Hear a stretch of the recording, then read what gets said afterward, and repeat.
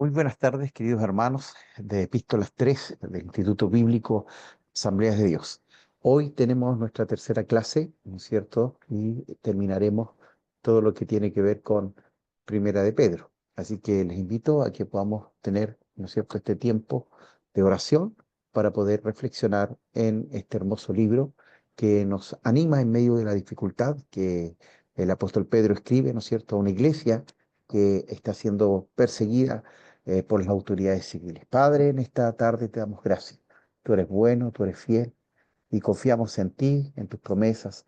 Creemos, Señor, que tú tienes el poder para cambiar y transformar todo lo que es adversario, todo lo que puede ser dificultoso, enfermedad, prueba, en favor de tus hijos, Señor. Gracias porque todas las cosas nos ayudan a bien y esperamos también que en este día puedas glorificarte a través de esta clase, Señor amado, y nos puedas bendecir. Oramos, Señor, en el nombre que es sobre todo nombre, en el nombre de Jesús. Amén y amén. Bueno, la clase anterior, ¿no es cierto?, alcanzamos a ver un poquito sobre el tema, ¿no es cierto?, de la primera carta del apóstol Pedro, ¿no es cierto?, esta carta que está dentro de las cartas universales, ¿verdad? Y que es la primera carta que escribe el apóstol Pedro y que es considerada inspirada, ¿verdad?, por unanimidad, ¿no es cierto?, fue aceptada igual como Pedro, su autor. Y es por eso, ¿no es cierto?, que alcanzamos nosotros a ver estas últimas láminas, ¿verdad?, donde hablaba sobre cómo nosotros debíamos responder, ¿verdad?, ante un gobierno que está atacando, que está persiguiendo a la iglesia. También, ¿no es cierto?, cómo debiéramos actuar cuando un empleado tiene un empleador o un patrón, ¿no es cierto?, que es hostil. Y también, ¿no es cierto?, cómo una mujer cristiana debe actuar, ¿no es cierto?, para con su marido, que no es cristiano, ¿ya? Y también, ¿no es cierto?, la actitud que debe tener el esposo para la esposa, ¿ya? Eso lo alcanzamos a ver la semana pasada. Y también, ¿no es cierto?, hoy nos corresponde comenzar con respecto al autor, ¿no es cierto? Bueno, el primer versículo allí de esta carta nos dice que el autor, ¿no es cierto?, es Simón Pedro. Esto nos habla que la evidencia interna nos señala, ¿no es cierto?, que el autor es Pedro, el apóstol de nuestro Señor Jesucristo. Los evangelios enfatizan el hecho de que Pedro tenía un gran liderazgo entre los discípulos del Señor. Recuerde que pasa a ser parte de las columnas que tiene la iglesia primitiva, ¿no es cierto? Originalmente también, ¿no es cierto?, era conocido como Simón o Simeón en hebreo, Simón en griego. Era hijo de Jonás y de una familia de pescadores, ¿ya? Por eso también, ¿no es cierto?, cuando viene sobre ellos el Espíritu Santo y comienzan a hablar en nuevas lenguas, ¿no es cierto? La gente dice, pero ¿cómo ellos, que son del vulgo, ¿no es cierto?, que son quizás sin mucho conocimiento, estar hablando en otros idiomas, ¿ya? También, ¿no es cierto?, Andrés, el hermano de Pedro, fue quien lo trajo a Cristo. Pedro estaba casado. La Biblia, ¿no es cierto?, nos señala que Jesús sanó, ¿no es cierto?, a la mamá de su esposa, es decir, a su suegra, y también, ¿no es cierto?, es probable que la esposa le haya acompañado en el ministerio. Ahora, ¿por qué no son mencionadas, verdad, a la esposa de Pedro en este caso? Porque dentro de la cultura judía, ¿no es cierto?, la mujer tenía una posición mejor que ante el Imperio Romano. En el Imperio Romano, lo hemos dicho también anteriormente, ¿verdad?, la mujer solo era un objeto, no era un sujeto, no tenía derecho, ¿verdad? Y en cambio, ¿no es cierto?, en el judaísmo, la mujer sí tenía ciertos derechos mejor que en el Imperio Romano, porque ella era considerada un sujeto, pero no al mismo nivel que el hombre, ¿ya? Entonces, por eso también no eran mencionadas las mujeres en la Biblia, ¿ya? O en la genealogía, aunque hay excepciones, ¿verdad? O excepciones, perdón, ¿verdad? Allí en la genealogía del Señor Jesucristo, ¿ya? Entonces, esto nos muestra o nos señala que Jesús, ¿no es cierto?, que Dios también trajo, ¿no es cierto?, esta integralidad y esta, ¿no es cierto?, reinserción de la mujer, ¿verdad?, dentro, ¿verdad?, de la sociedad y dentro también del cristianismo, ¿ya? Dice que aparentemente le acompañó, ¿no es cierto?, en su ministerio, de acuerdo a lo que aparece allí en Marcos 1, 29 al 31 y Primera de Corintios capítulo 9.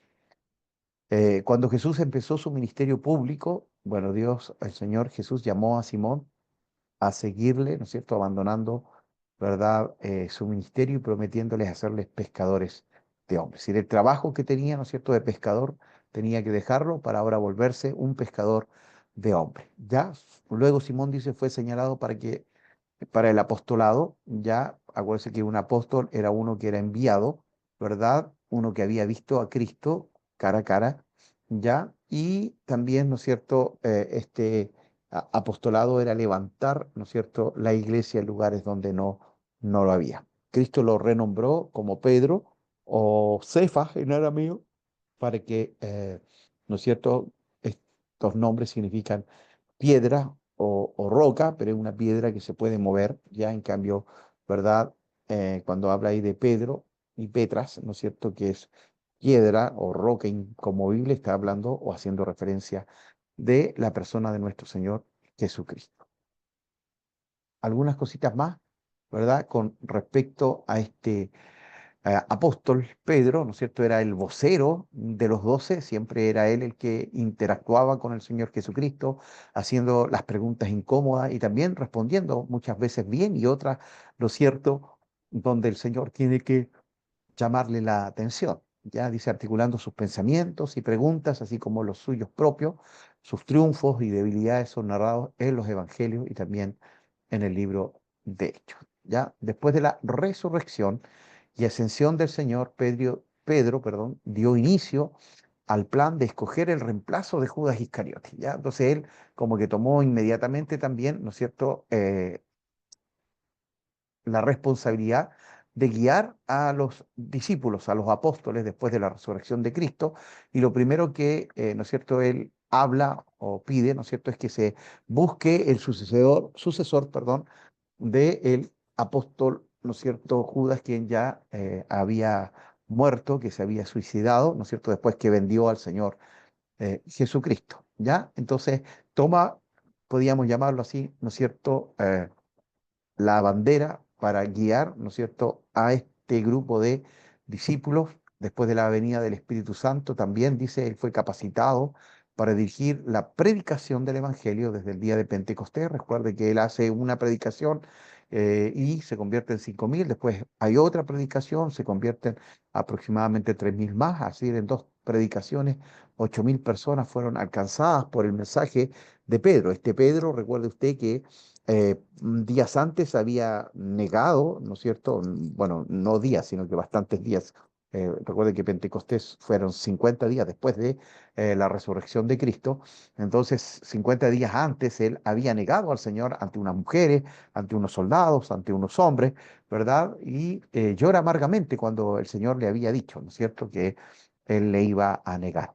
Pero el poder del Espíritu Santo viene sobre su vida y él puede predicar con poder, con autoridad, ¿verdad? Y bendice también, ¿no es cierto?, a la iglesia, aumentando la cantidad de discípulos, ¿no es cierto?, o de miembros de esta nueva iglesia. También Dios lo usó, así en el libro de Hechos lo vemos, en muchos milagros, notables milagros, dice, los primeros días de la iglesia, y abrió la puerta del evangelio también a los samaritanos y a los gentiles, aunque le costó entender que la salvación también era para ellos, ¿ya? Entonces Dios tiene que tratar en forma personal con Pedro, ¿verdad? Para que él pudiera entender, ¿no es cierto?, que la iglesia no era exclusiva para los judíos, sino que él abría esta puerta ahora también para los gentiles, ¿ya? De acuerdo a la tradición, dicen que Pedro murió como mártir en Roma aproximadamente entre el año 67 o 68 de Cristo, y hay algunos, ¿no es cierto?, escritores que señalan que él muere, ¿no es cierto?, crucificado, pero él pide morir, ¿no es cierto?, cabeza hacia abajo, porque no se encontró digno de morir como su eh, maestro, ¿no es cierto?, el Señor Jesucristo. Ahora, ¿cuándo escribe esta carta el apóstol Pedro? Probablemente entre 64 y 65 después de Cristo. Ya Pedro aquí alude a los escritos de Pablo, y Pablo, recuerde que también, ¿no es cierto?, escribe tardíamente, pero muere, ¿no es cierto?, por ahí por el 68, así que debe ser después del 63, y tiene que ser antes del 68. Si Pedro murió en Roma a manos de Nerón, tuvo que ser antes del 68. Por eso se establece, ¿no es cierto?, esta fecha estimativa de 64 a 65 años, ya después de Cristo. También tenemos ahí que el contexto de la carta dice, y las circunstancias históricas por las que él está escribiendo. Esta persecución fue, ¿no es cierto?, allí en el año 64, cuando Nerón manda a incendiar Roma, ¿verdad? Así que por eso es entre el 64 y 65 después de Cristo. Ahora, Pedro dice en el capítulo 5 que escribe desde Babilonia. Babilonia, ¿no es cierto?, este imperio que se llevó cautivo a Israel, ¿no es cierto?, al reino del sur en el año, ¿no es cierto?, 586 antes de Cristo, pero en realidad es como metafórico la palabra que usa él, ¿verdad? Haciendo alusión a Roma probablemente, ¿verdad? Y bueno, aquí aparecen tres lugares posibles, que había un puesto militar al norte de Egipto llamado Babilonia. Estaba también la ciudad de Babilonia en Mesopotamia y en un sentido figurado se puede interpretar Babilonia como una alusión a Roma, que es lo que nosotros pensamos, ¿ya? Es decir, que escribió desde Roma, ¿verdad? Porque ya estaba ahí siendo perseguida la iglesia y probablemente él está a punto ya también de partir. Nadie cree posible, dice, que se refiriera al puesto militar romano al norte de Egipto. No hay ningún tipo de evidencia de ningún tipo que nos haga sospechar tal cosa. Tampoco creemos que sea, ¿no es cierto?, esta Babilonia de Mesopotamia. No sabemos por qué tendría que estar ahí Pedro, ¿verdad? Y creemos, ¿no es cierto?, que esta expresión que dice Pedro, Babilonia, es una alusión a Roma, ya donde estaba también allí, ¿no es cierto?, este imperio romano que también era una Babilonia llena de idolatría, de paganismo, ¿no es cierto?, de mucha inmoralidad. De esta posibilidad, dice, hay más evidencias que nos permiten pensar que Pedro y su equipo estuvieran en Roma, además que, según la tradición, Pedro muere también allí en Roma. ¿A quiénes le escribe? ¿No es cierto? Dice a los extranjeros de la dispersión, Ponto, Galacia, Capadocia, ¿verdad? Bitinia, ¿verdad? Están ahí en Asia y ahí están en rojito, ¿no es cierto? Perdón, está en rojito, ¿no es cierto? A quienes le escribe el apóstol Pedro, ¿ya? Que es Asia Menor, ¿verdad? Y también, bueno, acá tenemos el mar, ¿no es cierto?, Mediterráneo, acá tenemos Roma, Italia, ¿ya? Entonces, él estaba en Roma y le escribe a los hermanos que están acá en Asia, ¿ya? Muy cerca de las iglesias también, ¿no es cierto?, a las cuales le escribe el apóstol Juan desde la isla de Pasmo. Entonces, ¿a quiénes les escriben? Bueno, también esta palabra, ¿no es cierto?, que habíamos visto a la dispersión, ¿no es cierto?, a los dispersos, ya no es para los judíos, sino que también para la iglesia, para los primeros cristianos que por la persecución debieron, ¿no es cierto?, salir de Jerusalén, salir, ¿no es cierto?, de su área de confort y también se usa esta palabra expatriados, ¿no es cierto?, de la dispersión, porque algunos fueron echados, ¿no es cierto?, de Israel por los mismos judíos. Expresión dice figurada para referirse a extranjeros o peregrinos cristianos, sobre todo más gentiles que judíos, que no pertenecen a este mundo y están dispersos como minoría entre las regiones paganas. Entonces le está hablando a cristianos que están ahí en estas ciudades, ¿verdad?, haciendo patria, haciendo, ¿no es cierto?, y llevando la palabra del Señor. Recordemos, dice que Pedro está escribiendo en lenguaje de código, ya que la iglesia está siendo perseguida para no revelar, ¿no es cierto?, a los destinatarios, evitando que la iglesia sea objeto de daño por los perseguidores. Entonces, por eso no hay una claridad, ¿no es cierto?, en quiénes son estos destinatarios para poder cubrir y proteger, ¿no es cierto?, a esta iglesia que está siendo perseguida. Entonces, ya en este periodo, ¿no es cierto?, tenemos que la iglesia, ¿verdad?, estaba compuesta más de gentiles que judíos.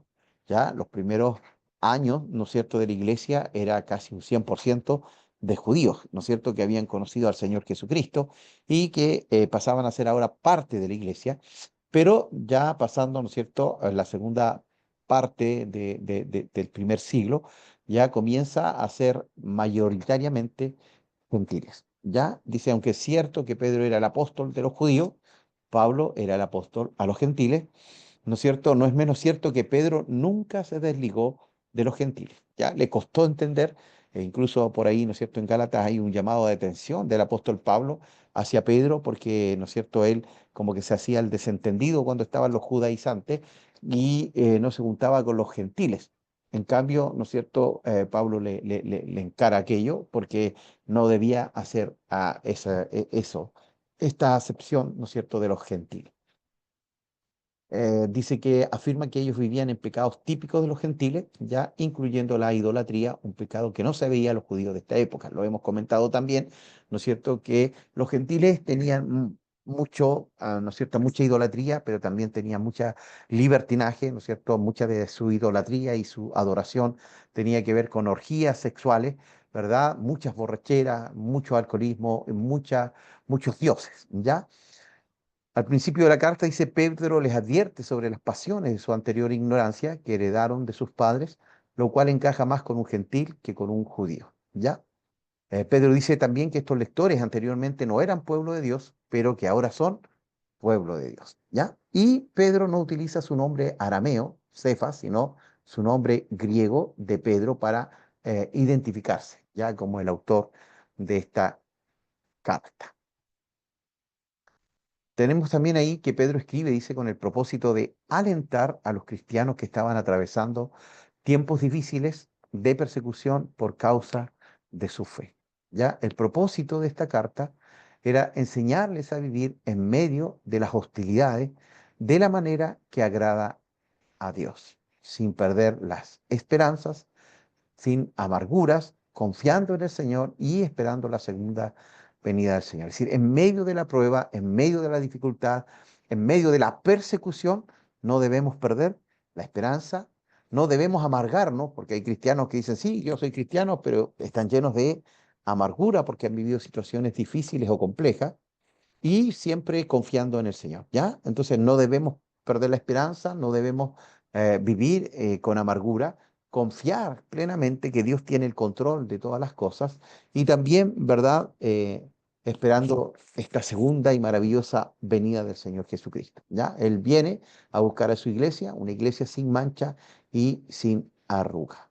Bueno, Pedro desea enseñar a sus lectores que al vivir de manera obediente y piadosa, en medio de las pruebas, un cristiano puede evangelizar aún en ese ambiente hostil. ¿Ya? Es decir, cómo o cuál es nuestra actitud en medio de la prueba, en medio de la dificultad, eso va a hablar bien o también va a hablar mal de nuestra vida cristiana, ¿ya? Como hijos del Señor. Los creyentes, dice, estamos expuestos constantemente al sistema del mundo ya influido por Satanás y sus demonios, y su esfuerzo, ¿no es cierto?, es de Satanás y sus demonios desacreditar a la iglesia y destruir su credibilidad e integridad. Y sabe, hermano, lamentablemente, si hay algo, ¿no es cierto?, que debilita a la iglesia, que perjudica a la iglesia, son los mismos cristianos que tienen mal testimonio, ¿no es cierto?, dañando a la integridad de la iglesia. Ya mucha gente no quiere ir a la iglesia, no quiere participar de la iglesia, porque ha sido decepcionada por cristianos que estaban dentro de la misma iglesia. Entonces la iglesia es desacreditada cuando hay un mal testimonio. Los cristianos fieles deben permanecer firmes ante el enemigo y deben silenciar las críticas de los inconversos por medio de un testimonio intachable. Entonces no hay mejor predicación que una vida íntegra que ame a Dios, que sirva a Dios con todo su corazón. Entonces tenemos acá, ¿verdad? Eh, este contenido, ¿verdad? Del apóstol Pedro.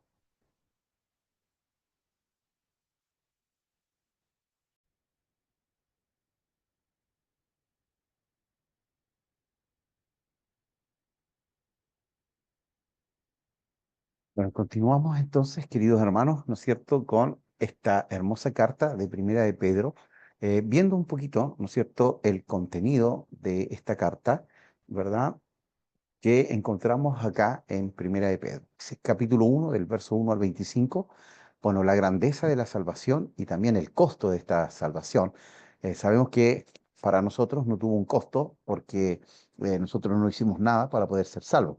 Si todo lo pagó Cristo en la cruz del Calvario, pero fue un alto costo porque fue la sangre preciosa de Cristo derramada en la cruz del Calvario para que usted y yo podamos tener, ¿no es cierto?, salvación.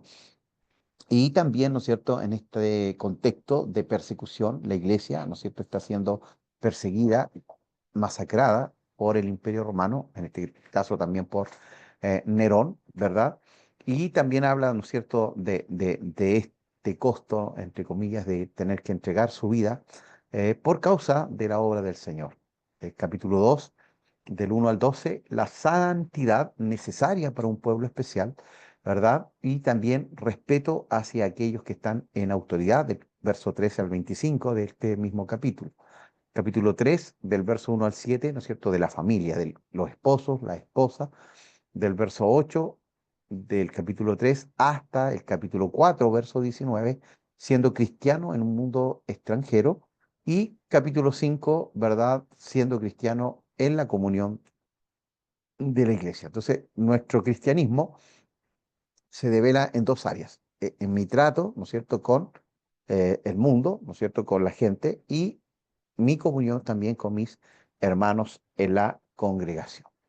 Ahora, el resumen de Primera de Pedro es esta grandeza de la salvación y su costo. Ya después del saludo, dice Pedro, inicia una exposición de la salvación, viéndola como una herencia celestial y gloriosa. Si la salvación es un regalo, ¿verdad?, que no se marchita, inmarchitable, y que es pura, reservada para aquellos que aman al Señor, ¿ya? Como una vida de fe y amor sujeta a severas pruebas y a acrisolamiento, es decir, la prueba, la dificultad va probando lo que hay en nuestro corazón, como el oro es probado en el fuego, así también la prueba, ¿no es cierto?, va mostrando nuestra vida de fe y de amor, ¿no es cierto?, a pesar de estas pruebas.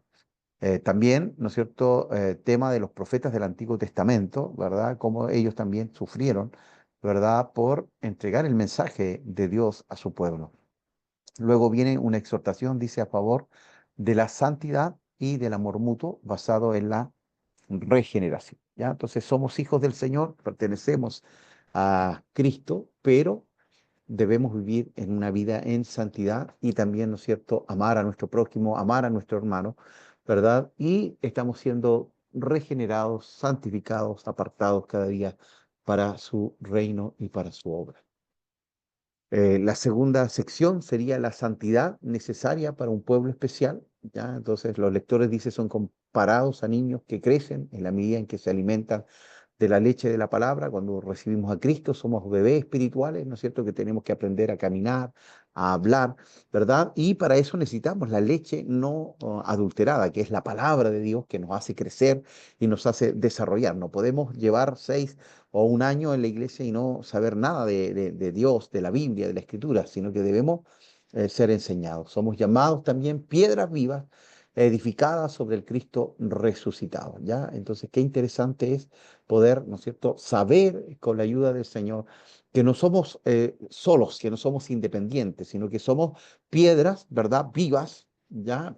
Pero somos edificados en este cuerpo de Cristo, ya que tenemos que ser, ¿no es cierto?, luz en medio de las tinieblas, sal que preserva en medio del pecado, ¿ya? Entonces, y esta iglesia, que es una piedra viva, es edificada en el Cristo resucitado. Él es la roca eterna, ¿no es cierto? Él es el cimiento seguro.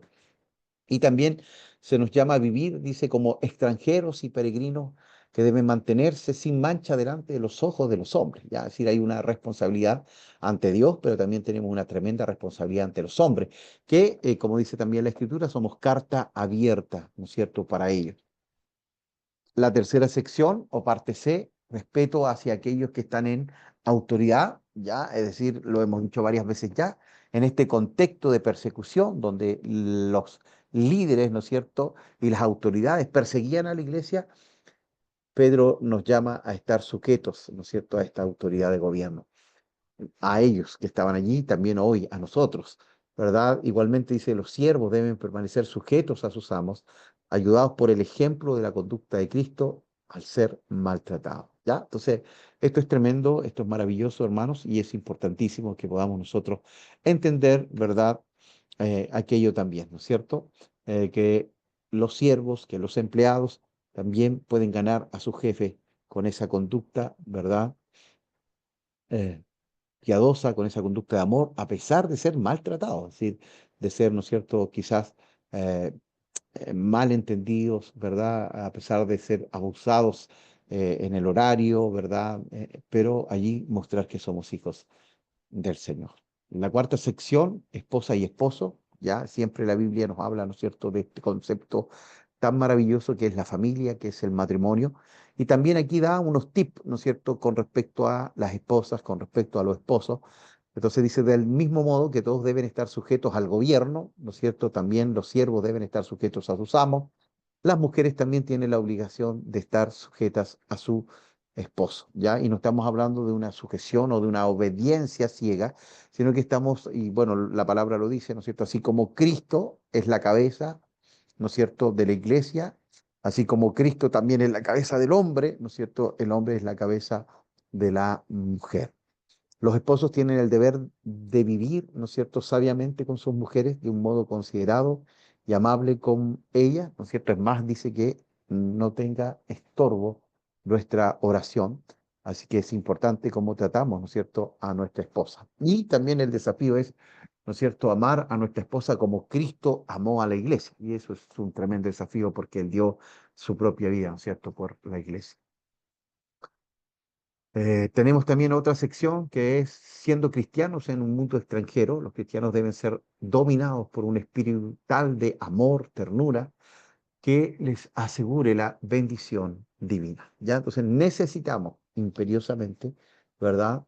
Que el espíritu de amor y de ternura siempre esté, a pesar de las circunstancias que puedan haber ser adversas, de peligro, de persecución, de opresión, ¿verdad? Nosotros mostremos que somos hijos del Señor. En el caso en que la buena conducta del creyente traiga de todos modos sufrimiento a manos del mundo, habrá una defensa de parte de Dios como la hubo para Cristo, el crucificado y exaltado. Es decir, también no estamos solos. El Señor está con nosotros y puede, ¿no es cierto?, ayudarnos en medio de la prueba y en medio de la dificultad.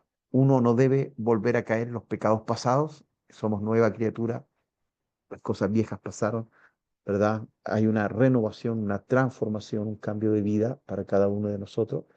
Y en lugar de esto debemos ocuparnos en la oración, en la hospitalidad y en el servicio cristiano, como conviene a santos, ¿ya? Entonces necesitamos, ¿no es cierto?, estar ahí apercibidos, ¿no es cierto?, preparados, pero también necesitamos, ¿verdad?, que esta hospitalidad, el recibir a aquellos que son parte de la fe, la oración, de buscar al Señor en todo tiempo, porque es la llave que abre todas las puertas, y el servicio, ya que el Señor Jesucristo nos enseñó con el ejemplo.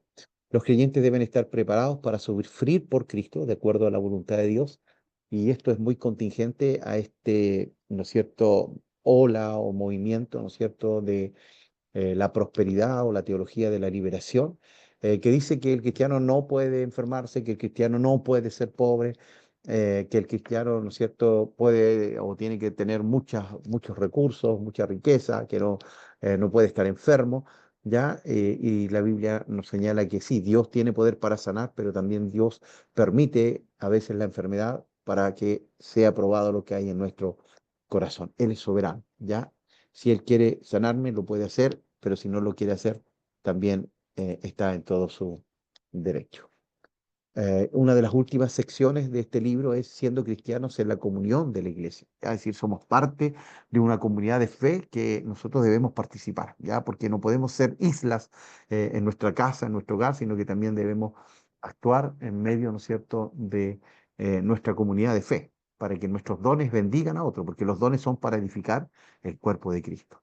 Los líderes deben cuidar el rebaño de Dios con la debida humildad, que el Señor nos ayude entonces, ¿verdad?, para atender al llamado del Señor y cuidar, ¿verdad?, si estamos en autoridad como pastores, si estamos en autoridad como líderes de jóvenes, de maestros de escuela dominical, de alabanza, tenemos una responsabilidad, ya somos pastores también de ese ministerio en el cual nos han puesto y nos han delegado. Ya se exhorta a todos los santos a encontrar su refugio y su fortaleza en Dios cuando resisten al malo. ¿Ya? Entonces, qué tremendo es, ¿no es cierto?, refugiarnos en ese maravilloso Señor que nos ha dado todo. Y bueno, la epístola concluye también con saludos del apóstol, ¿no es cierto?, para la iglesia a la cual él le escribe, que es la iglesia universal.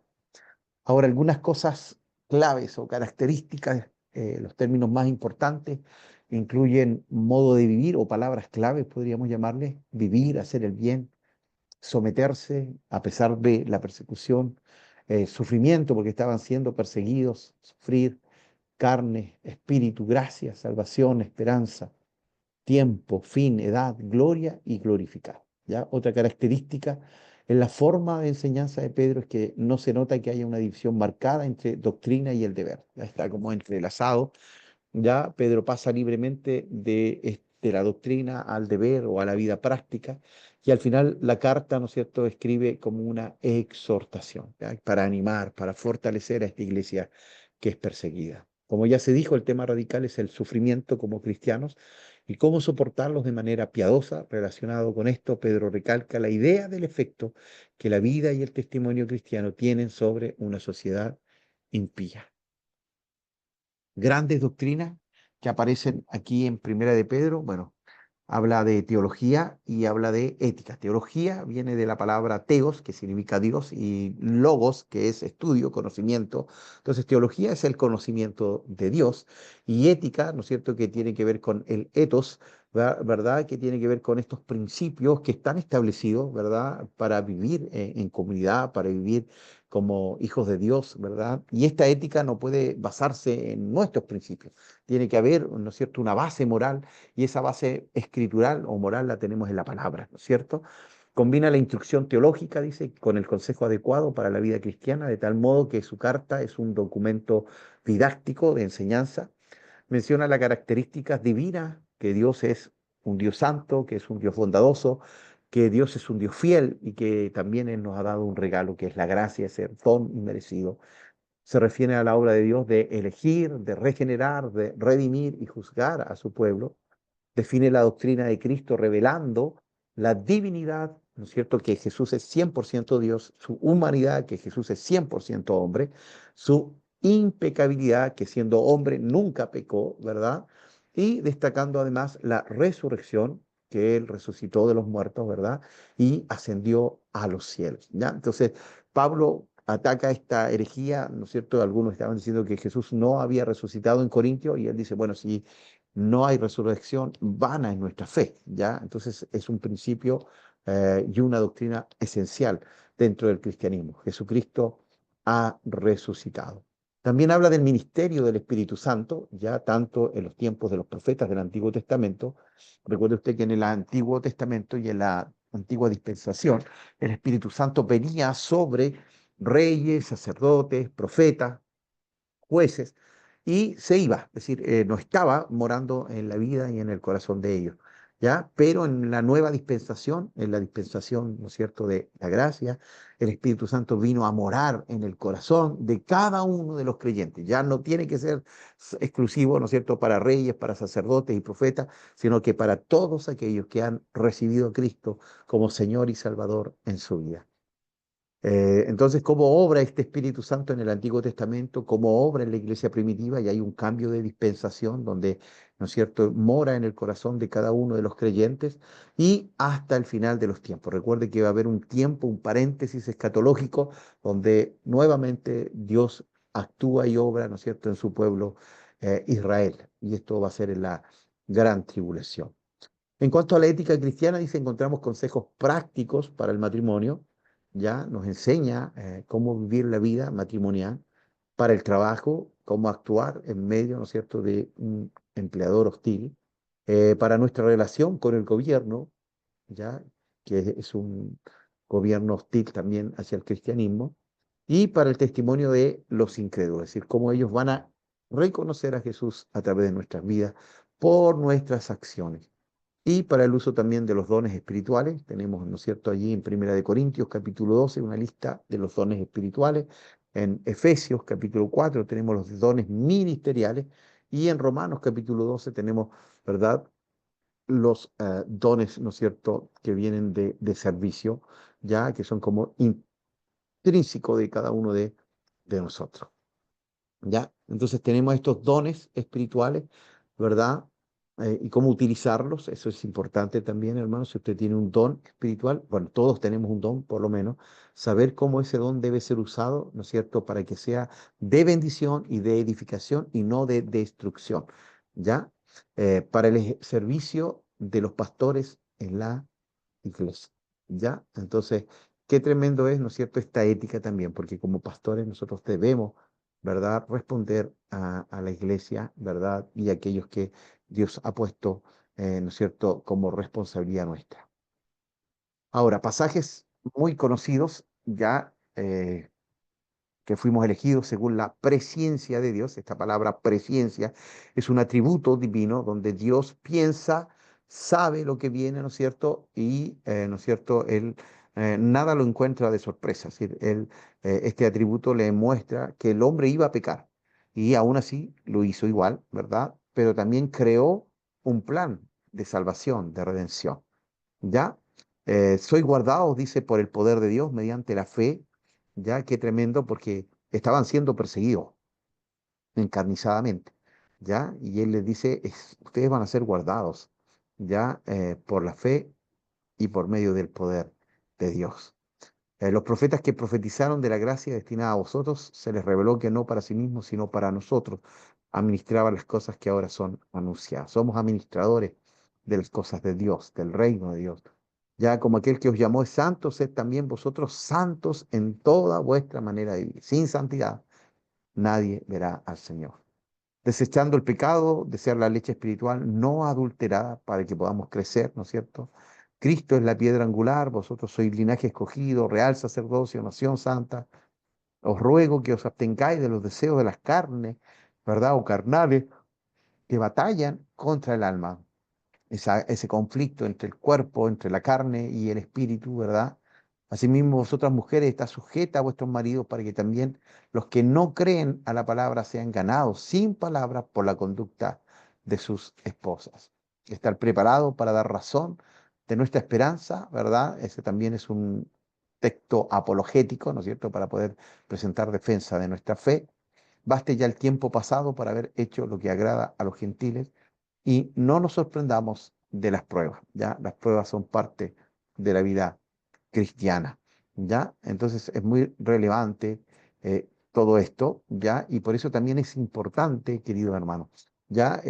Vamos a seguir en un momento más, ¿no es cierto?, con este PowerPoint, pero yo quiero que usted en la grabación, ¿no es cierto?, que está haciendo subida ahí a YouTube, usted pueda poner un comentario, ya para poder, eso va a ser parte de la asistencia y de la participación en clase. Con respecto a lo que hemos estado viendo en esta clase, que usted pueda allí, ¿no es cierto?, hacer este comentario, ¿verdad? Para que podamos también después, ¿no es cierto?, compartir y verlo en clase este día miércoles, ¿ya? Así que le animo a que usted pueda abrir, ¿no es cierto?, allí en los comentarios y pueda hacer un comentario allí, ¿no es cierto?, con respecto a lo que hemos estado viendo hasta aquí.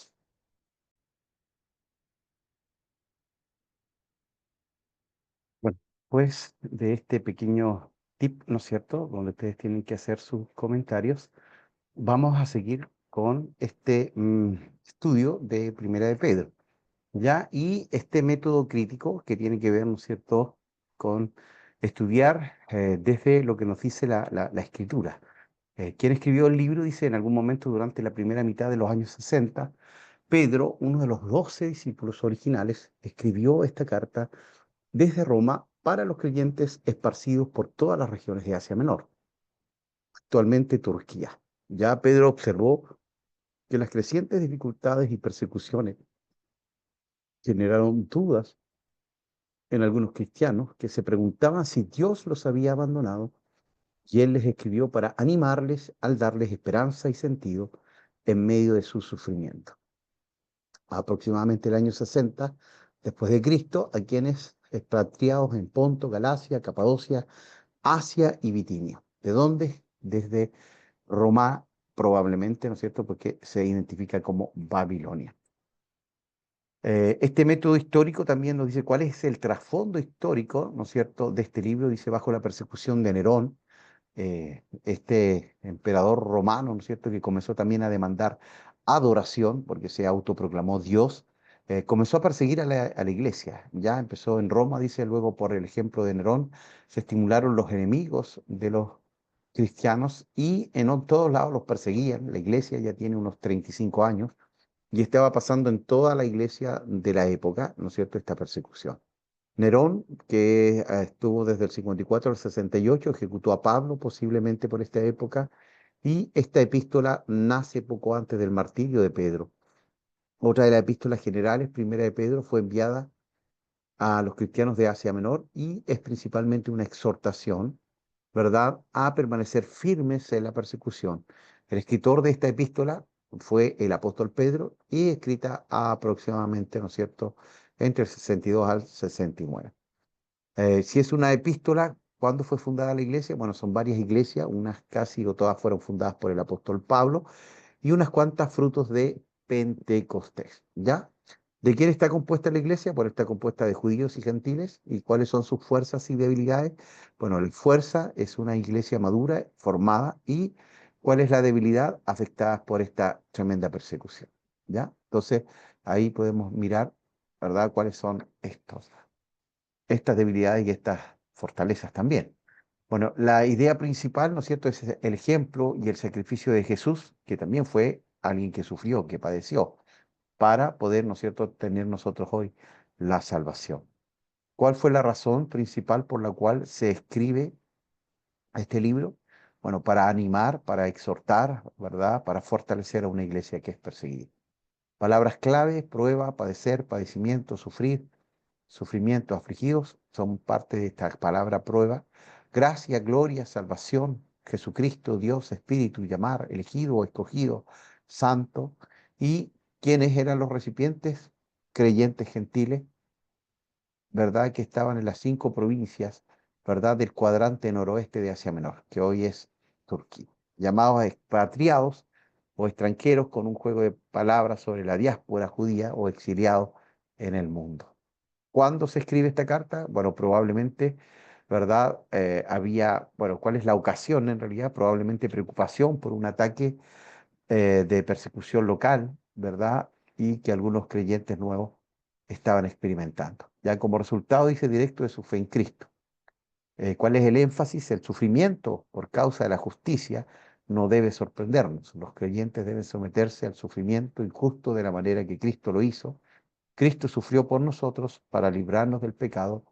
El pueblo de Dios debe vivir rectamente todo el tiempo, pero especialmente frente a la hostilidad. Nuestra resurrección, nuestra esperanza, perdón, para el futuro está basada en la certeza de la resurrección de Cristo, ¿ya? Entonces, siempre habrá sufrimiento para aquellos que están en las filas de la fe, ¿verdad? Pero la diferencia es que no estamos solos, tenemos al Señor en medio de nosotros. Y Cristo nos dio ejemplo, así que si Él sufrió, ¿por qué nosotros no vamos a sufrir? Pedro también empleó varias imágenes que eran muy especiales para él, porque Jesús le había o las había usado cuando le reveló ciertas verdades a Pedro, el nombre de Pedro, que significa piedra.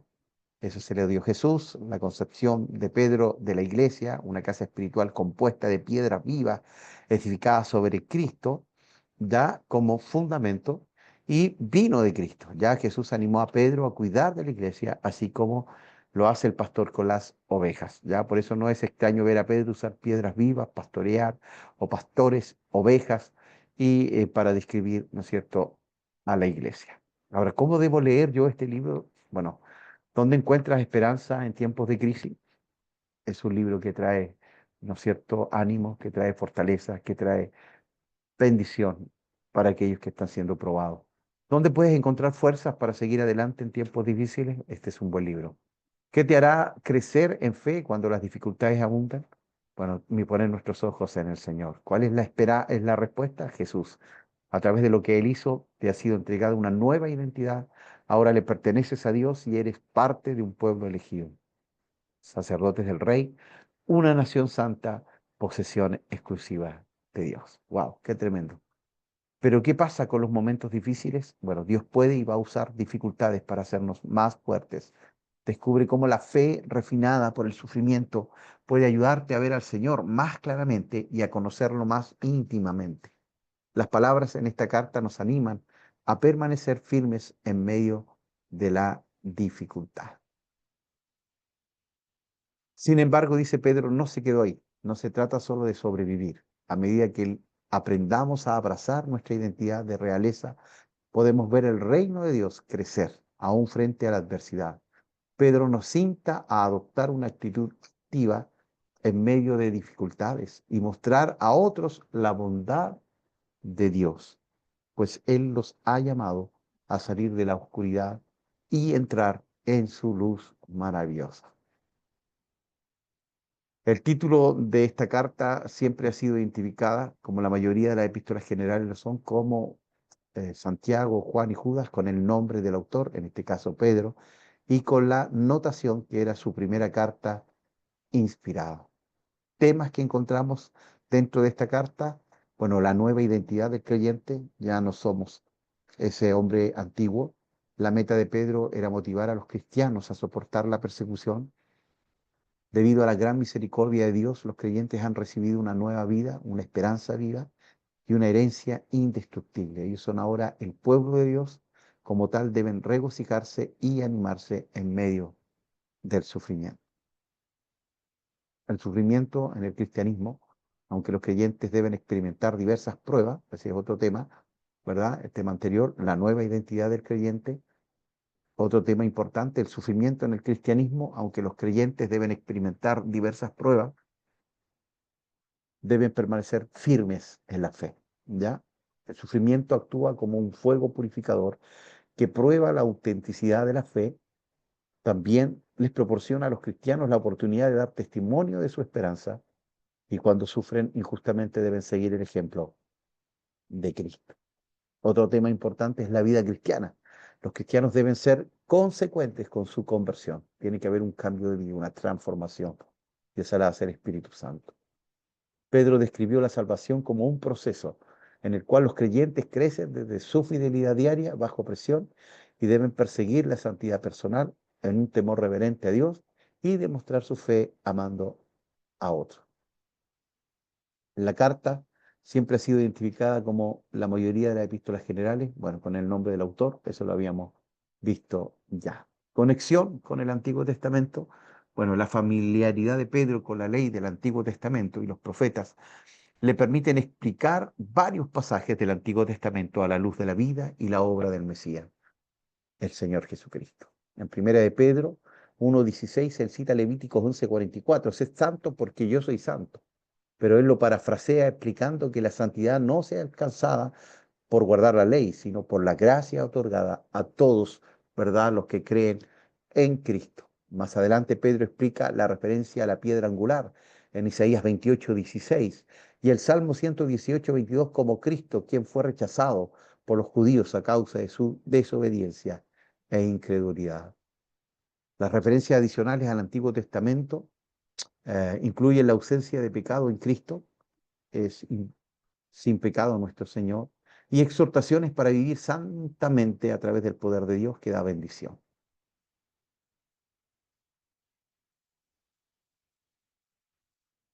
Y hemos llegado al final, ¿no es cierto?, ya de esta clase, y por eso también es tan importante lo que hacíamos referencia en unos minutos atrás, de que usted pueda escribir un comentario, ¿no es cierto?, allí en la plataforma en la cual va a ser subido este estudio para poder confirmar la asistencia, ¿no es cierto?, de la clase anterior.